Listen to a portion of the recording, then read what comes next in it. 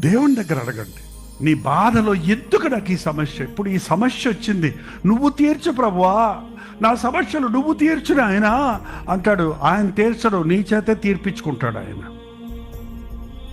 ఎప్పుడు కూడా దేవుడు ఆకాశం నుంచి ఏదో అద్భుతాలు చేయాలని ఎదురు చూడకండి.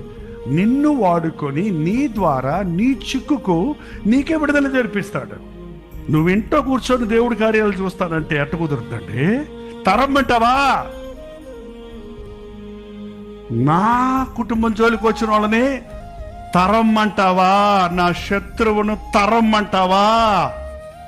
పెర్సిస్టెన్స్ ఉండాలండి భక్తిలో. ఇంకా ప్రార్థన చేయమంటావా ప్రభువా పిల్లల కోసం? చెయ్యి. ఇంకా ఈయన మారుతాడని నమ్మమంటావా? నమ్ము. Never give up.